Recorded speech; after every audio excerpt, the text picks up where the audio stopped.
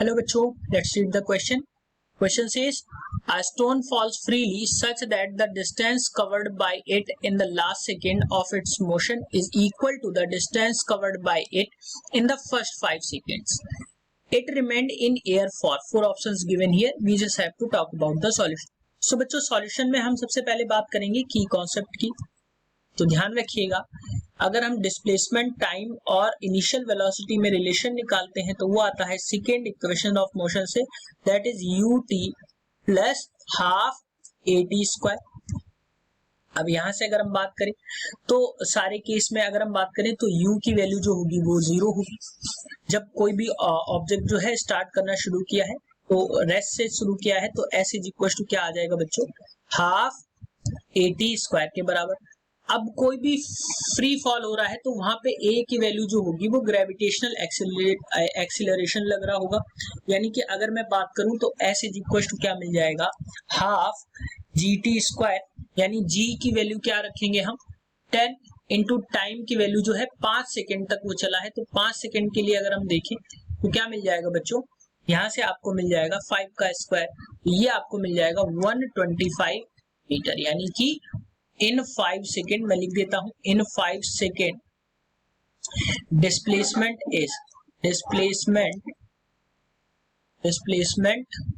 Is s और s की value मिली आपको 125 मीटर. अब अगर हम बात करें लास्ट सेकेंड ऑफ मोशन की तो लास्ट सेकेंड में जो डिस्टेंस चलेगा वो कितना चलेगा, तो मैं मान लेता हूं लास्ट सेकेंड की बात कर लेते हैं.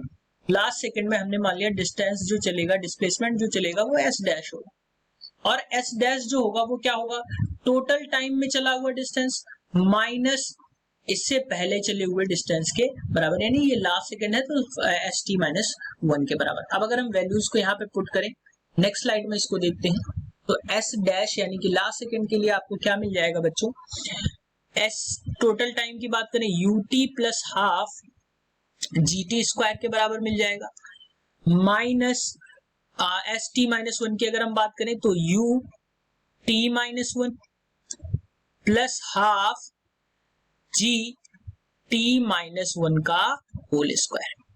सो बच्चों एस डैश के लिए जब हम इस वैल्यू को सॉल्व करेंगे तो ये आपको मिल जाएगा 1/2 G in bracket T square minus T minus 1 का होल स्क्वायर.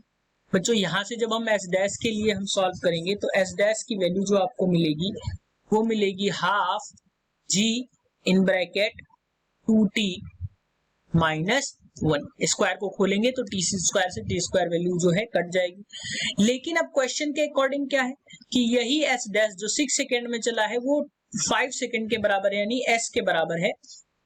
ये गिवन है अकॉर्डिंग टू क्वेश्चन. मैं लिख देता हूं अकॉर्डिंग टू क्वेश्चन. तो अब ये वैल्यूज को हम बराबर कर देंगे. यानी s की वैल्यू क्या थी बच्चों, 125 थी. 125 इक्वल्स टू s डैश यानी कि 1/2 g 2t माइनस 1.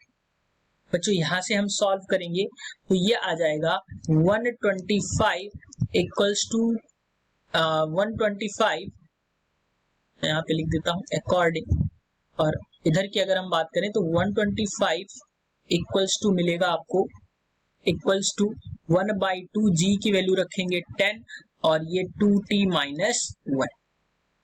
तो ये कट रहा है बच्चों 2 5 जा और ये आ जाएगा आपका 25.